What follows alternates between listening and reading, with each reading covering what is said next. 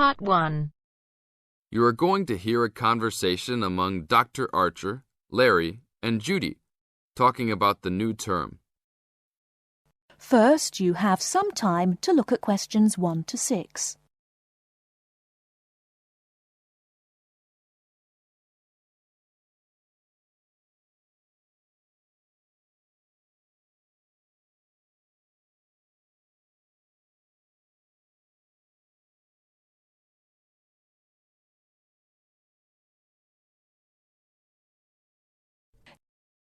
Okay, everybody, welcome back to the new term.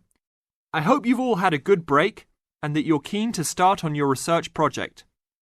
What I'd like to do this morning is to give you a chance to ask questions about the project, requirements, ways of approach, how to get help if you need it. Today is informal. It may be already written on paper, but it's nice to have an opportunity to have it confirmed.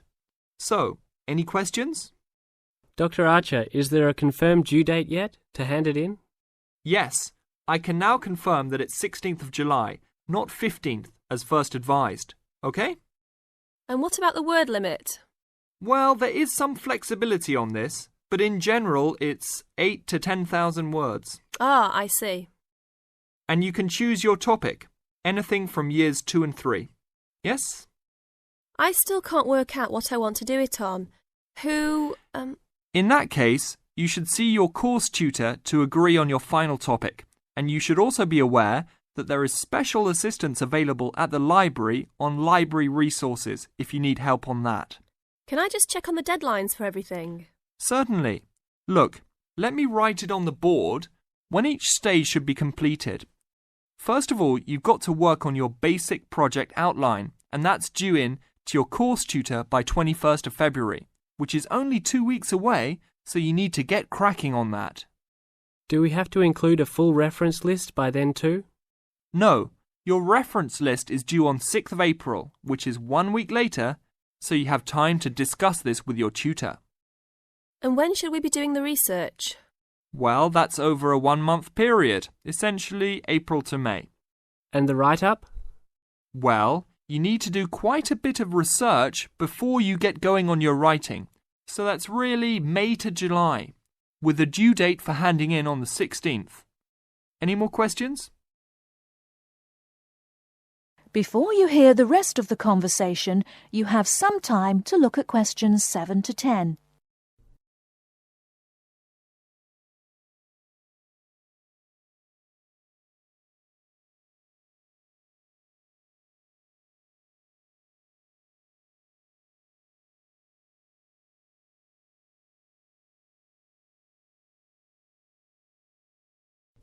Now listen and answer questions 7 to 10. Well, sir, just some advice really. It's about the research approach. Would you advise us to use some case studies? Well, Larry, I know these can be difficult to arrange sometimes, but I really feel they are of great benefit in this subject. You can always talk to your tutor if you're having difficulty. Yes? I've looked over some previous research projects that are in the library. Is that a good idea, sir? I heard... Okay. I don't think you should go through them in detail, especially at this early stage, or you might end up being influenced by them more than you realise. But yes, it really is about the best guide you can have to what's required to what's expected in this type of project. Sorry, Judy, I butted in on you. That's all right. It's just that I noticed one project was a joint one. They worked together as a pair. Is that a good idea? Yes, I remember that paper. Working in a pair can have some advantages, but to be frank, this is meant to be an individual project, so it's best to work on your own. About using subjects, is it okay if we use family members? Your own relatives? I don't see why not. They probably offer some advantages in terms of availability, although you need to guard against possible effects on your research outcomes. So, you can if you want. Perhaps you should discuss this with your tutor if you plan to use relatives, so you can approach it in the best way. Okay, thanks. Okay then. Well, I hope we've been able to sort out a few things.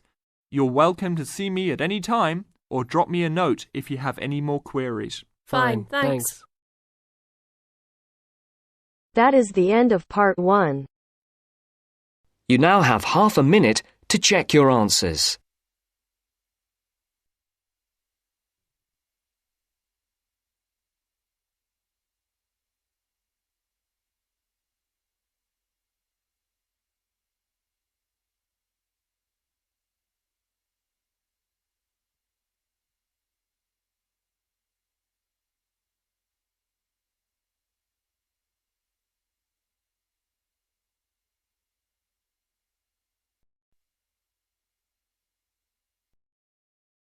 Now turns to part 2.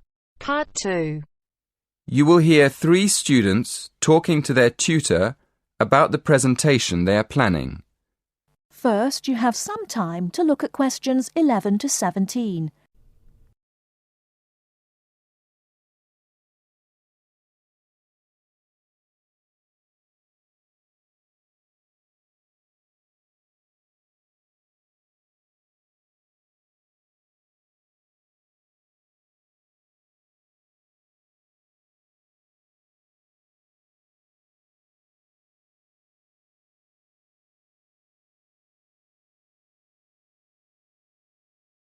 Now, listen carefully and answer questions 11 to 17. Good morning, everyone. So, you're going to tell me about your presentation. First of all, what's your topic? Did you say you were going to talk about the uses of mobile phones? Not exactly.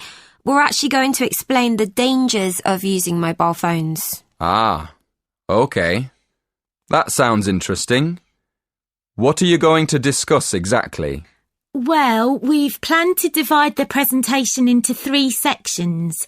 We'll have an introduction explaining why we think it's important to understand the dangers of mobiles. Then, on the second slide, we'll have a list of the different types of danger.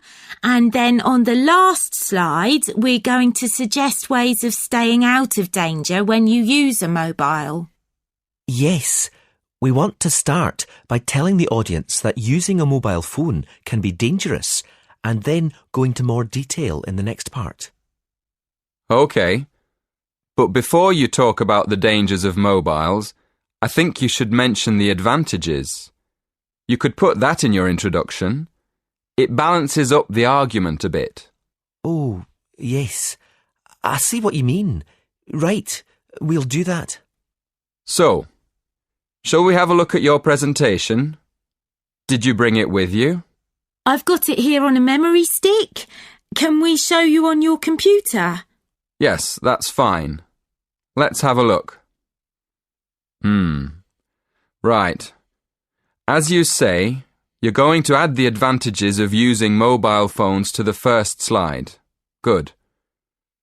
Who's going to explain the second slide with all the dangers? That's me. Do you think I've got enough detail? Yes. I think there's plenty of information, but I think it's all a bit mixed up at the moment. I mean, you've got dangers like getting headaches in the same list as having car accidents and being robbed in the street. They're all different types of danger, aren't they? I think you should divide them into groups, maybe under separate titles like health, accidents, and security. Oh, right. Yes, thank you. That'll make it much clearer to the audience. Okay. Now, in the third slide, you can put your suggestions for staying away from each of these dangers under separate titles. Before you hear the rest of the talk, you have some time to look at questions 18 to 20.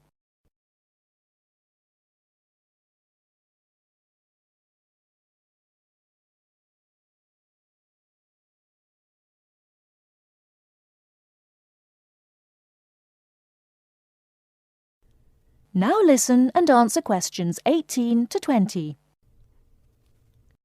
Have you got any other questions? Yes. The presentation should be for 10 minutes. Is that right? Yes, but 10 minutes in total, including 3 minutes for questions. So you'll only talk for 7 minutes. That's only 2 minutes each. We won't be able to say much in that time at all.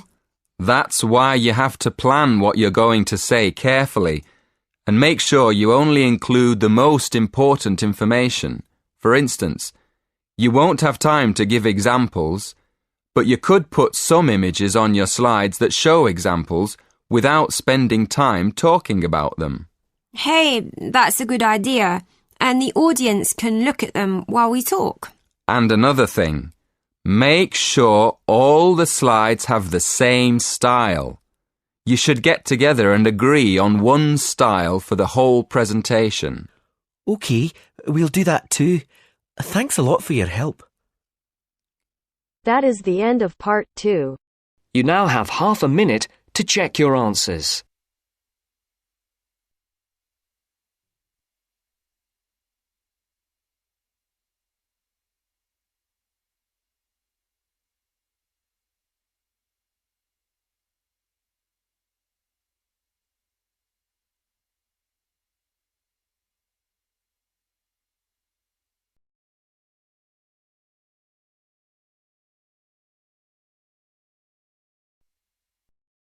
Now turns to part 3. Part 3. You will hear a conversation between two students who will discuss a project they're working on together. You have 30 seconds to look at questions 21 to 27.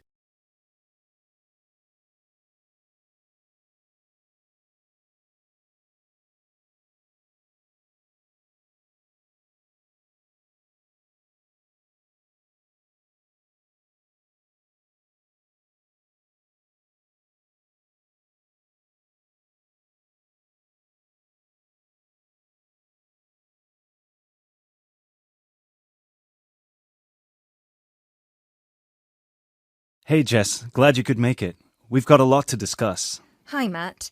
Yes, sorry I'm a bit late. I did bring all my notes with me. Yes, me too. Where shall we start?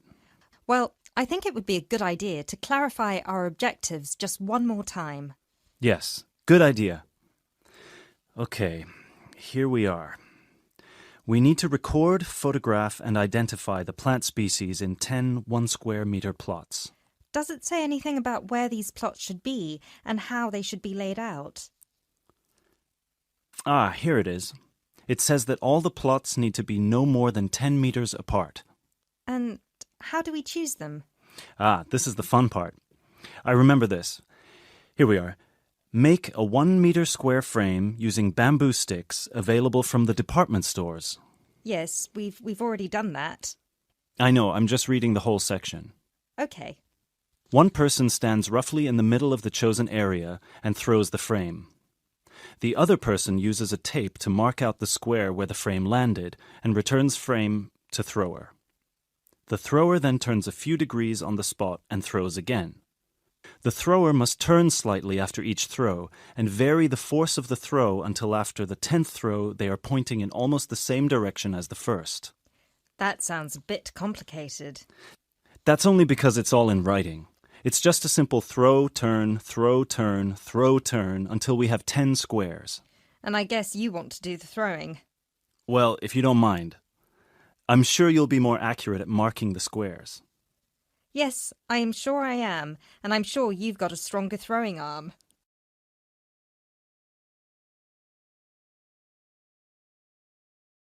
You now have 30 seconds to look at questions 28 to 30.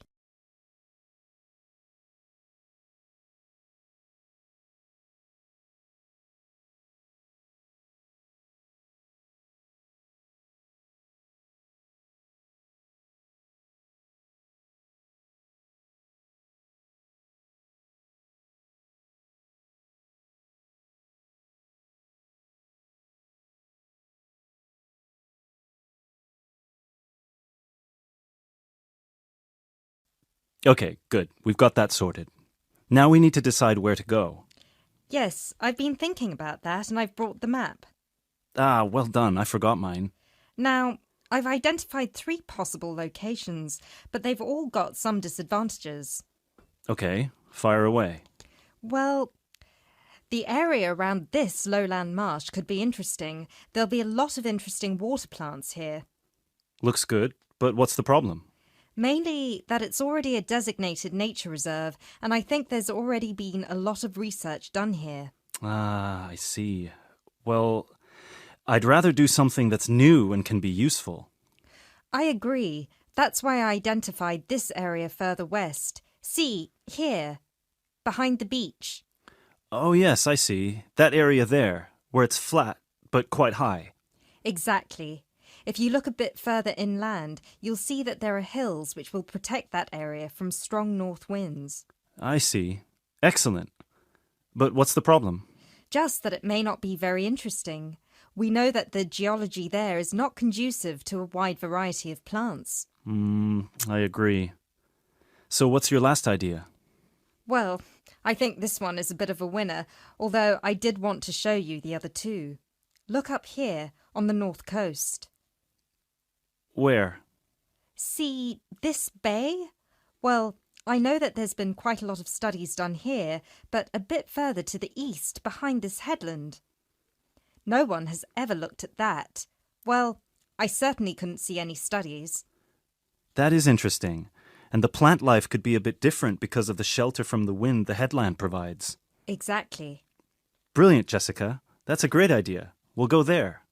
Thanks. Now all we have to decide is when is a good time.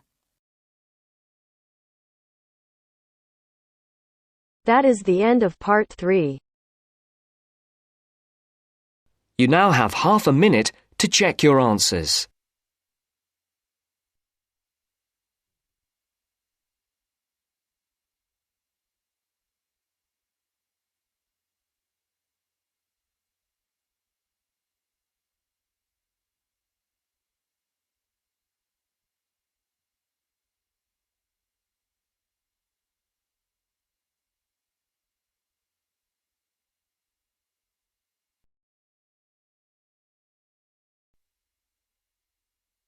Now turns to part 4.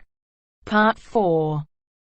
You will hear an environmental studies student giving a presentation about his project on saving an endangered species of plant. Now you have some time to look at questions 31 to 40.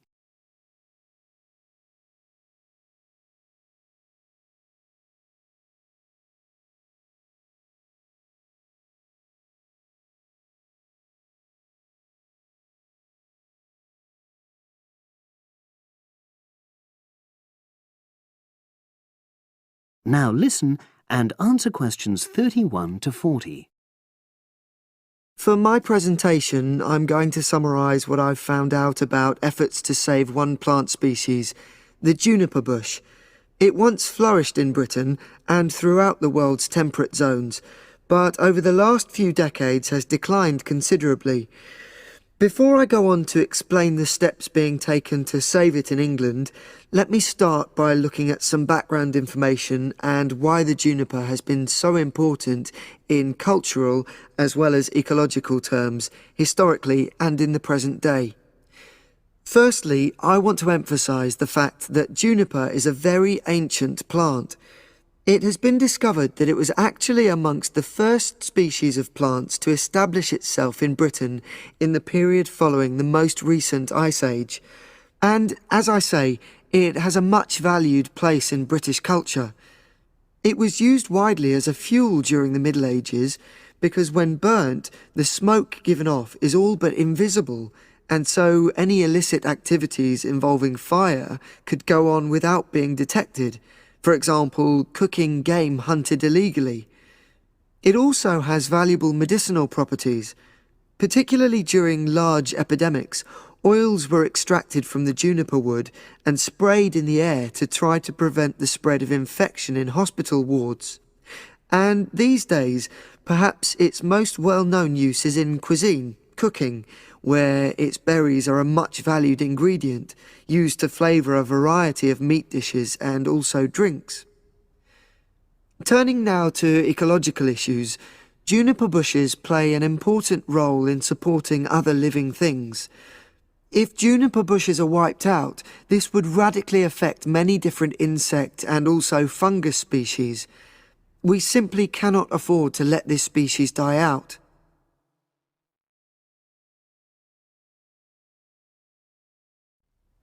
So, why is the juniper plant declining at such a rapid rate?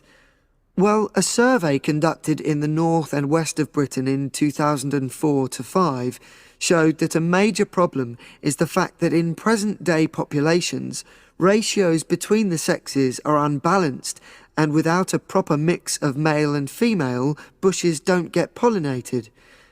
Also, the survey found that in a lot of these populations, the plants are the same age, so this means that bushes grow old and start to die at similar times, leading to swift extinction of whole populations.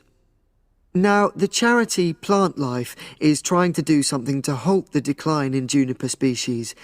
It's currently trying out 2 new major salvage techniques, this time focusing on lowland regions of England. The first thing it's trying is to provide shelters for the seedlings in areas where juniper populations are fairly well established.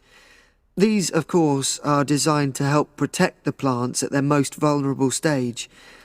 A further measure is that in areas where colonies have all but died out, numbers are being bolstered by the planting of cuttings which have been taken from healthy bushes elsewhere. Now, I hope I've given a clear picture of the problems facing this culturally and ecologically valuable plant, and of the measures being taken by Plant Life to tackle them. If anyone has any questions, I'd be happy. That is the end of part 4. You now have half a minute to check your answers.